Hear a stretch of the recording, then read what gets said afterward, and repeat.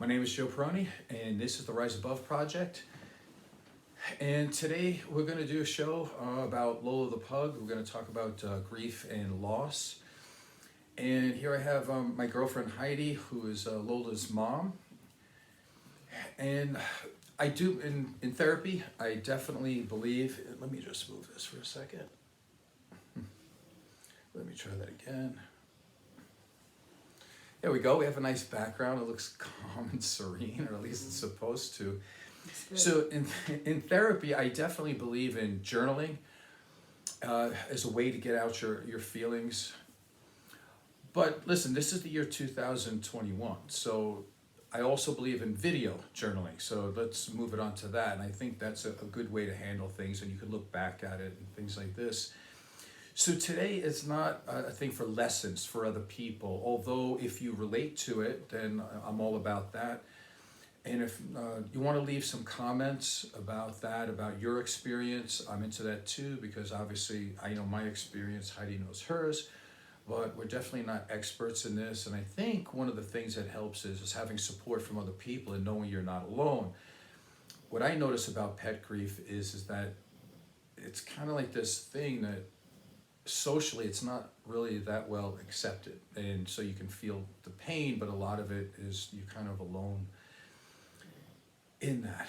So 4 days ago, we had to put an end to Lola's pain, and I'm not really still getting any sleep.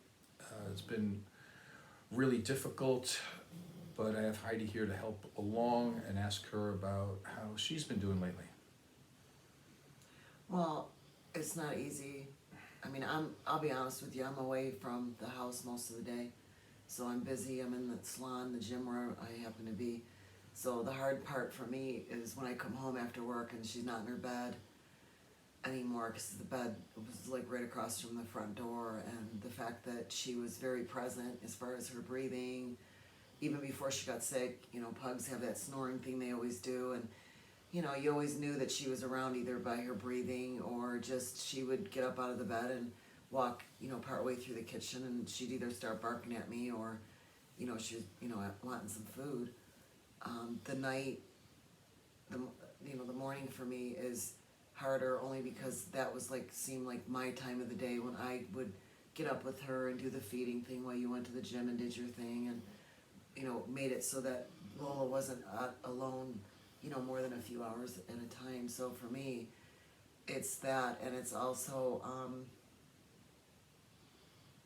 I don't know, I just miss her.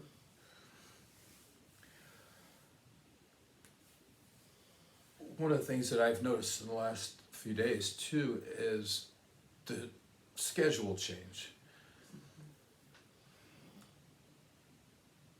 Lola needed eye drops. She had dry eye, and she needed like 8 drops, 8 different medications for her eyes. And so you would give her all those 8, and they needed to be about 5-6 minutes apart. And she needed that 3 times a day. So that's like a full-time job in itself, between, trying to get her to eat. And then sometimes when she had difficulty eating, because she was going through chemo, you'd have to give her this stuff called Entice, and sometimes she needed it, sometimes she didn't. She had anti-nausea medication, and she really did, though, with all of the drugs, she had a really good quality of life, right? I mean, she actually was better when she was on chemo. And the other thing with the pill giving, I was the pill lady, I was the nurse. And as we all know, when you're trying to give a pill to a dog, they are so smart. So it was like, okay, let's try the pinwheel. So I used to buy her these pinwheel things that you have lunch meat in them, and then we went through that phase. Then we went through the liverwurst phase, and then we went through prosciutto and mozzarella sticks and roast peanut beef. peanut butter on Ezekiel bread, and roast beef from the deli. I mean, this dog had a menu, like you can't believe. And of course, my other dogs reaped the benefits of that because they would get the leftovers that she didn't want. But as owners of pets, people, I'm sure you can laugh at the pill thing, because pills, they have the pill pockets, give these to your dog, and at some point there was days when I couldn't get her to eat, and especially the prednisone and the more important pills. Those are the ones that, were the ones that we needed to get in her, and there was days when Joe wasn't home. I thought it's a good thing he's not here, because you know, you have to resort to old school, open up the mouth and, you know, throw it down the hatch, and that didn't always go well. She'd still spit the pill out, and this is like 6 o'clock in the morning. I'm like, Jesus, you know. So we had to get pretty creative with the pills, and I think people that have animals can relate. Oh God, my dog has to go on medication. You know, here we go. So one of my favorite parts is you'd see it'd be kind of a rough day, like not a rough day, but she would be extra tired. You know, we'd carry her downstairs and put her in her bed, and she's like, okay, she just wanted to sit there. But Heidi, also known as the pill lady, as soon as she starts coming down the stairs, Lola's ears go whoop. She's like, oh, I'm out of here. Out the doggy door. She'd stand up, and boy, you think she was, you know, she would have trouble walking? Oh no, she could run right outside that doggy door and go in the backyard and hide. No problem. Here comes Nurse Ratchet, the pill lady. I'm running, and she'd take off, yeah. And then I'd have to go outside, and I'm like, you can't escape. Yeah, and give her one pill, and then go to do it again. You need to give her what? Like sometimes 4 or 5 pills, and every time like something different. Out the door. Out the door. Spit it out. Start all over again. Yeah, that was funny too, because sometimes you go outside and you go, guess what? There's like 4 unswallowed pills right outside the doggy door. And then so she goes out, she'll take it, and then just go out and spit it out. The other part is you got the 2 dogs here, so it's not even a matter of going, oh, screw it. You know, I'll leave the pill out there. You know, which you don't want to do anyway, because the pills, they need them, and they're, but you know, even if you said, I'll go get a different pill, you can't leave anything laying around. You're always constantly chucking the floor because we have the other dogs. And you don't want the other dogs getting prednisone and exactly right. Cancer, when we had to give her that one cancer dose with the gloves, and it's that was tough. But yeah, I mean, there's some funny parts to it. But, you know, it's one of those things where I can't get to sleep lately. When it's quiet, it's dark, you know, you're trying to go to sleep, and I still have these visions of her being so helpless at the end there, because she was in this oxygenated cage, and she was all hooked up. And again, no quitting her. You go to pet her, and she lifts her head up, and she's got that look that she's looking at you like, yeah, there's my dad, you know. And then she'll roll to the side a little bit so I can pet her stomach. And even at the very end, it's like, it's amazing like that. And it's really hard. Like, I know over time I'll start to think about more of the fun things, but right now I'm thinking about when she was in distress, because, you know, maybe it's a good thing I never had children because I can't even imagine being a parent and looking at your child in distress. Like, you'd want to make it go away, you know. And this, I don't know. But children need to go through some stress to go through life, right? Whereas a dog, I get to like really do what I want to do, is like be everything for them, be the best dad, not have them have stress. Because it's not like they have to go out in the real world and face a horrible world. They have to face the world that we create. Mm-hmm. So it gives me a chance to be everything I want to be in that sense. So, but honestly, like last night, I had to go downstairs and I just had to breathe, and because I can't get those visions.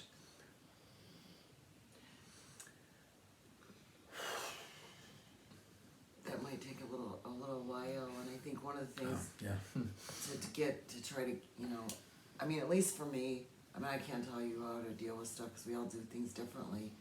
For me, you know, I know this sounds crazy, but her blanket's downstairs and I sniff it every single day. I know it sounds crazy to even say that out loud, but I haven't been able to wash it.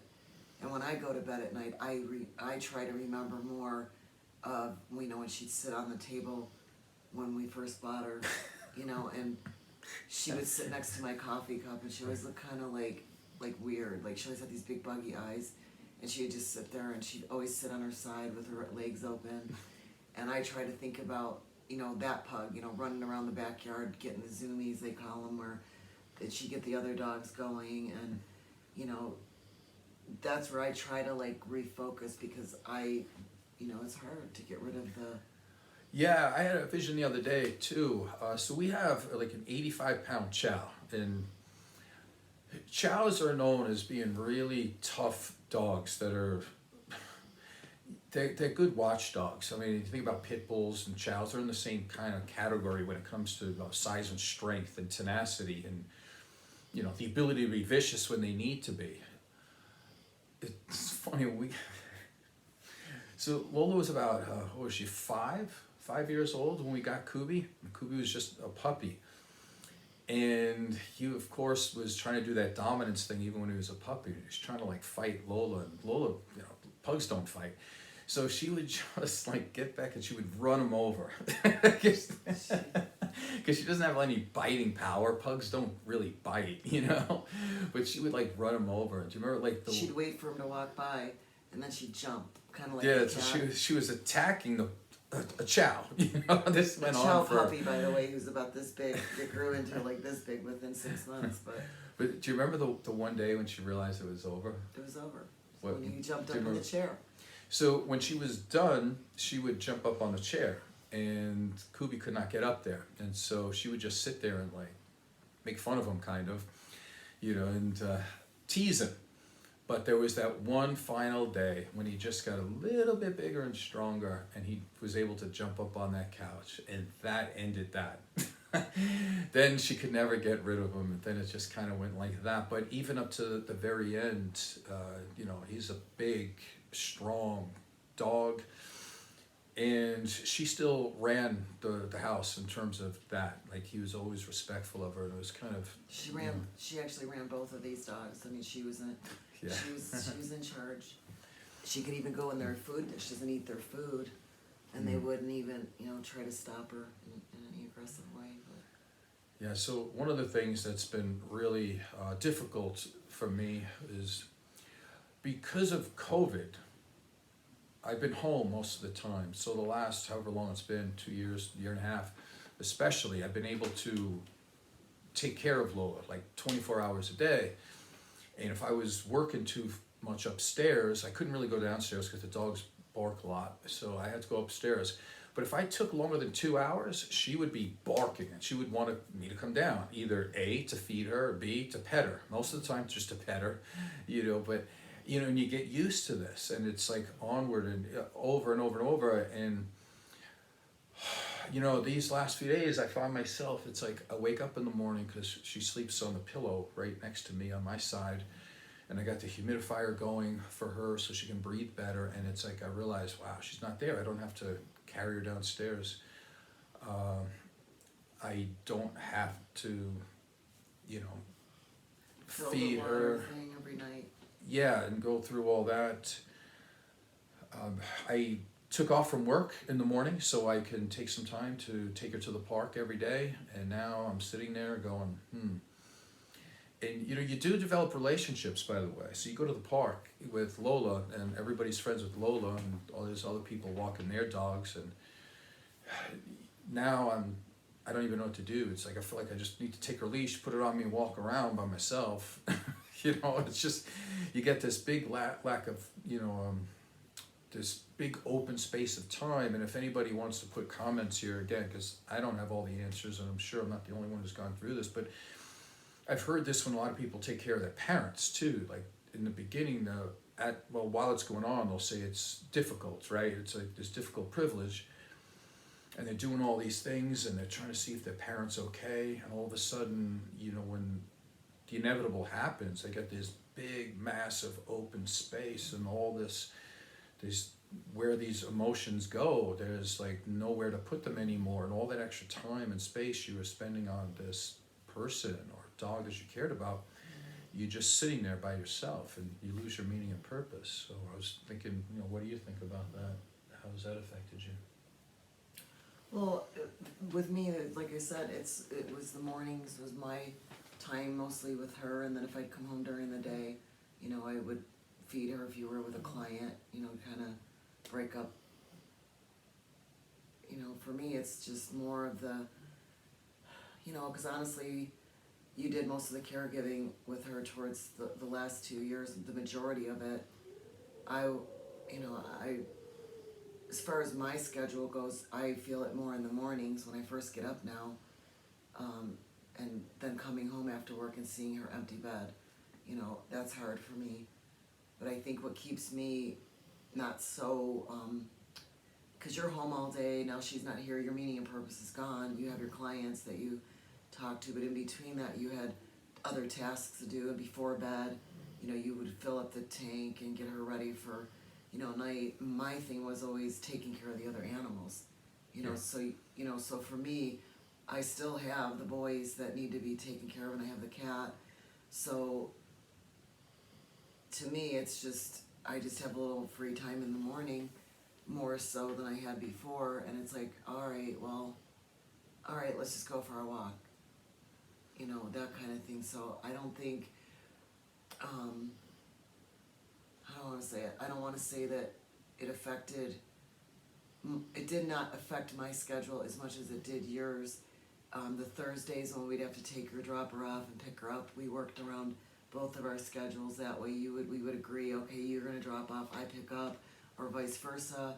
So it took us a few times in the beginning to get that worked out because we weren't sure when her chemo was and that, but I feel overall, we were able to coordinate our schedules to get her, what she needed. So I honestly don't feel that the loss I feel for Lola is probably a little bit more too for the dogs, because they sense it. Kubi threw up this morning. He hasn't been eating right. I feel for the other animals left in the house, and I feel for you because Lola was mostly, she was our dog, but if we have to be honest, she had more of a liking for you, and that was clear through most of her lifetime.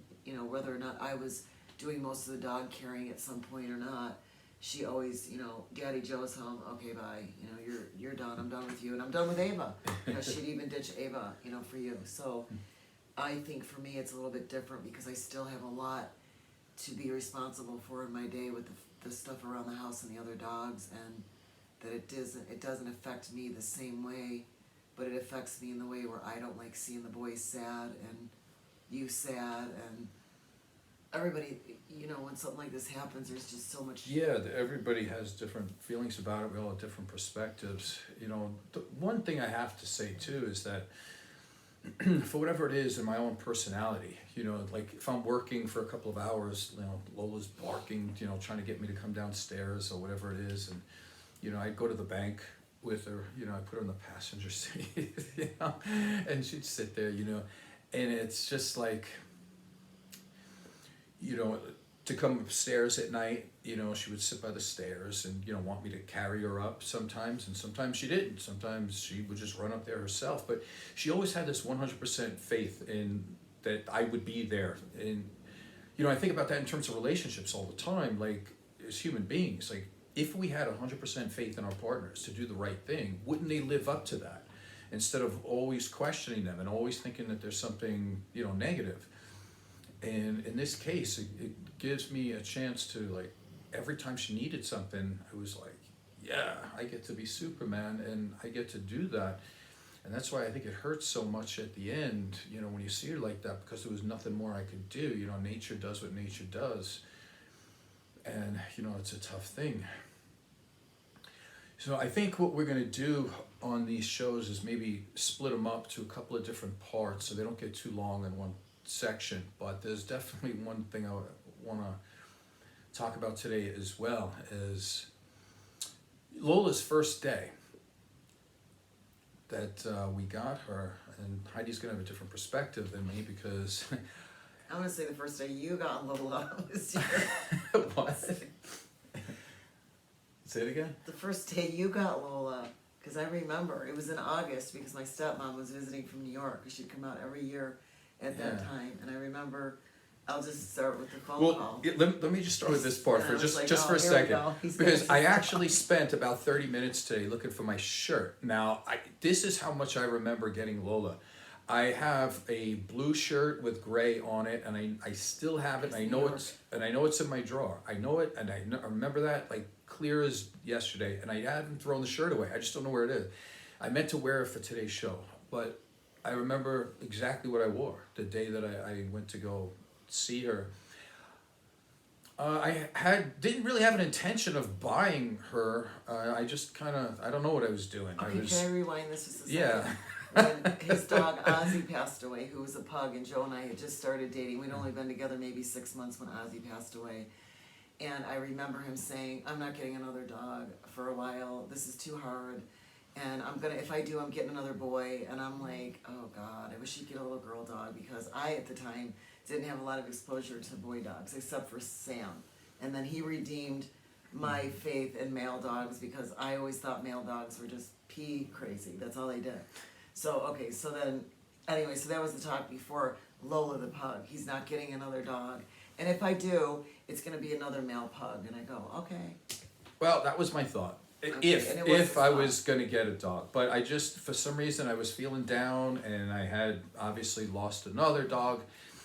And I thought, okay, let me just go see a place where if they have pugs. Turns out, like, I didn't want to see a bunch of them. Like, because if I was going to move to that direction, I didn't want to have to choose and say no.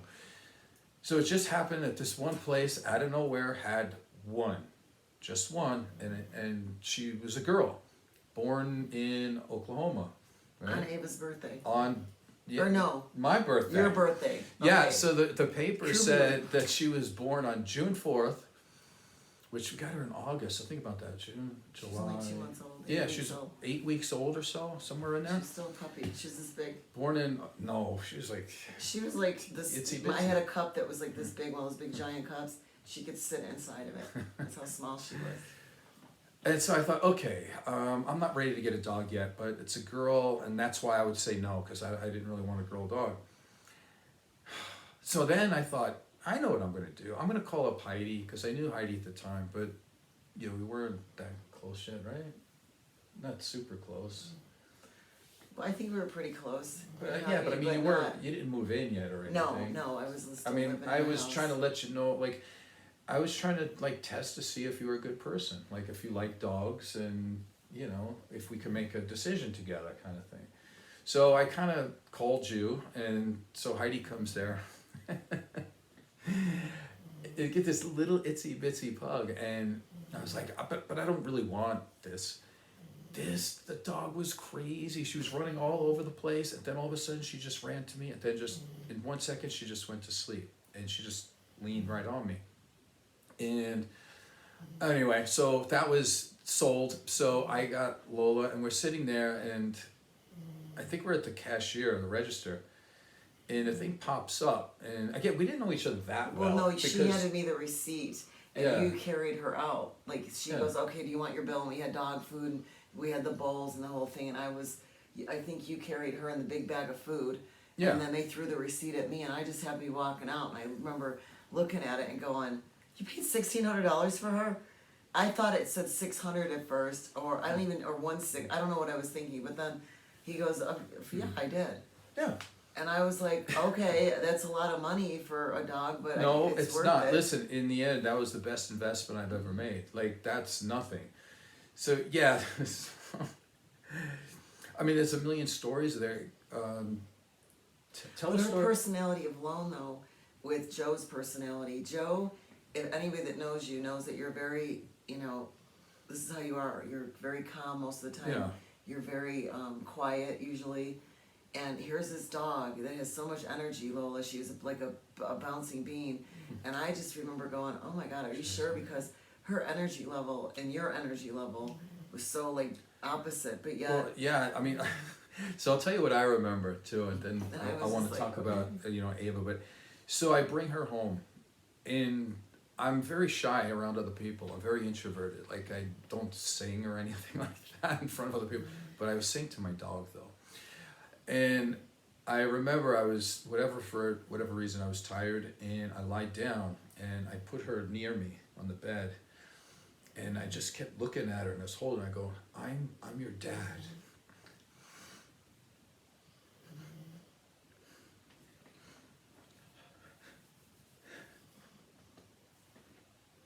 You're a good dad too. Great dad. I said, I'm your dad. I'm going to take care of you every day. Every day. I'm going to make your life really good. And anything she wanted, she got. And it was funny.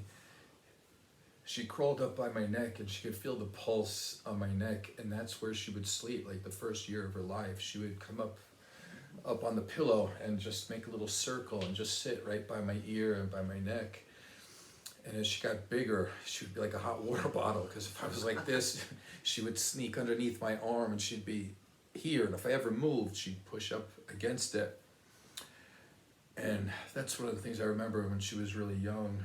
But even up until the time she passed away, she used to have to at least be touching your back with her foot or something. Like Joe would move over, he would get positioned, and she might be a little farther over on his side of the bed, and she'd slide down, so at least, you know, even if it was her one toe was touching his back or his arm, she had to, you know, be able to feel, have that connection. Yeah, and every time I would eat, she would lean on me, she would scratch me.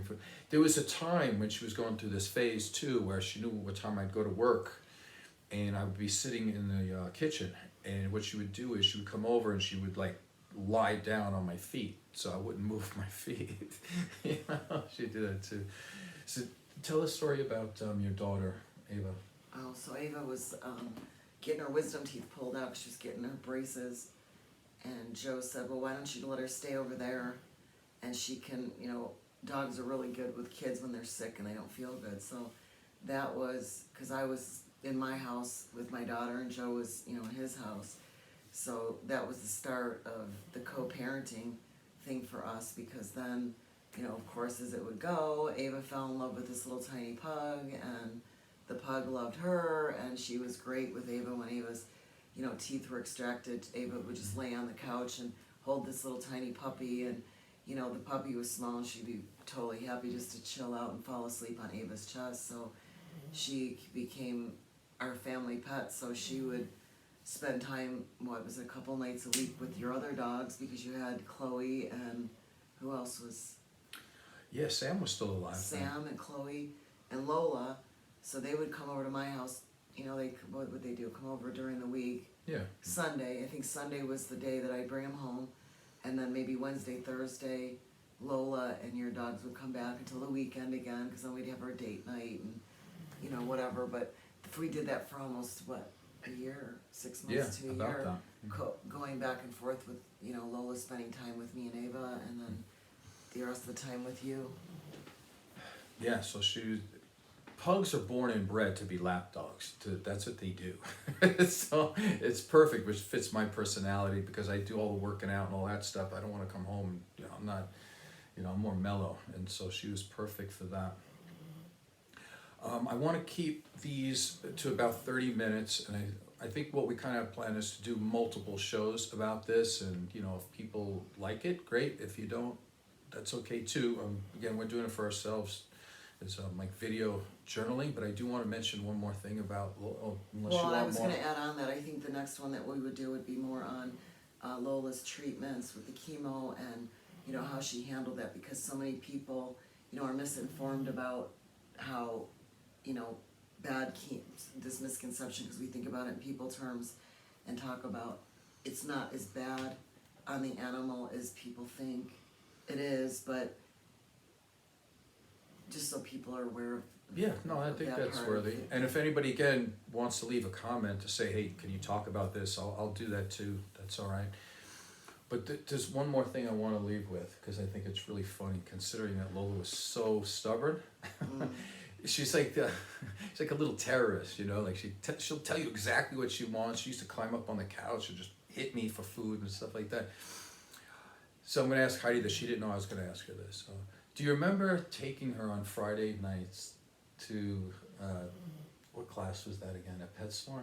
Oh, but dog obedience class. Dog obedience class.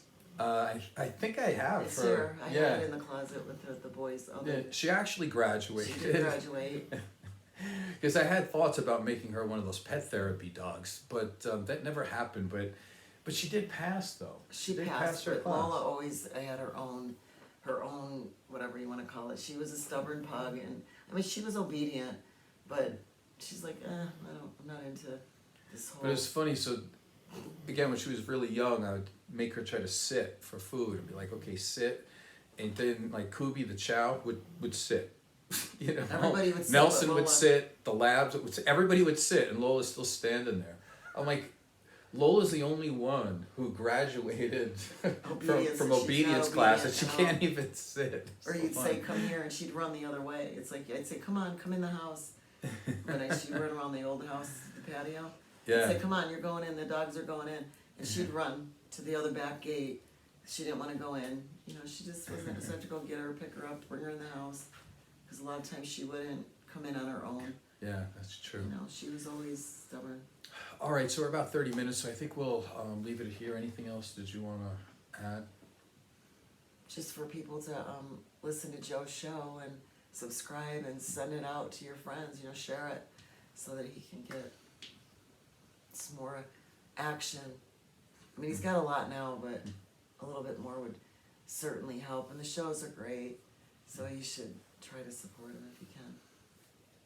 All right, I'm going to try to find something to do. I feel like I was a dad, and now I'm not a dad anymore. Really. You're always a dad. So I'm like... You're still a dad. You're a daddy to these two boys, but I get what you're saying. You're still a dad. By the way, even a cup. Here's a cup, right? Bella made that Yeah. for Christmas. See all the dogs on there? Can you see it? Mm-hmm.